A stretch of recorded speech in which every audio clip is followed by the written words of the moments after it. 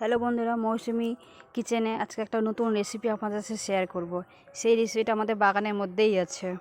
সেই পাতাটা গাছের নাম হচ্ছে থানকুনি পাতা।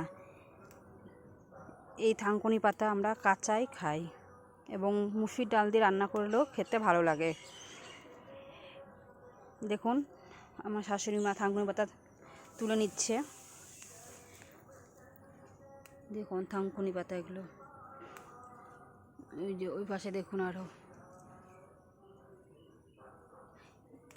এই থানকুনি পাতা খেলে পেট ভালো থাকে।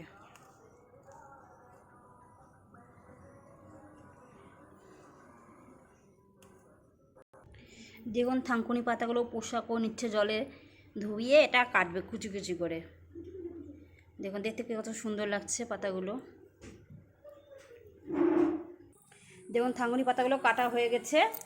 এখন লঙ্কা কেটে দেবে এর মধ্যে কুচি করে।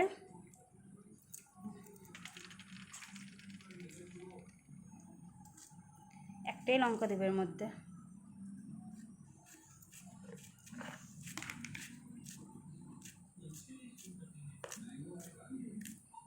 এই যে লঙ্কা কুচি করে দেওয়া হলো।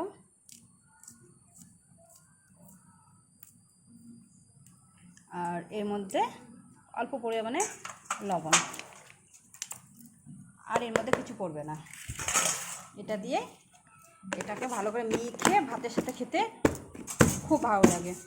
আপনারা তো কিনেছেন থানকুনি পাতা দেখতে কেমন, এবার বাজার থেকে কিনে এনে আপনারা এইভাবে বানিয়ে খাবেন, দেবেন কত ভালো লাগে।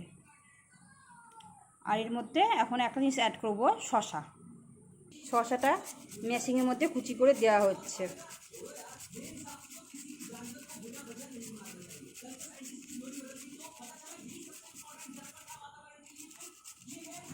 দেখুন শসাটা জি করে মেশিন কোটানো হয়ে গেছে।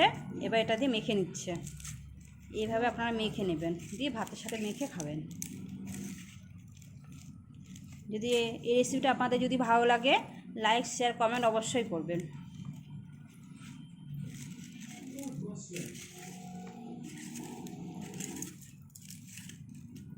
দেখুন।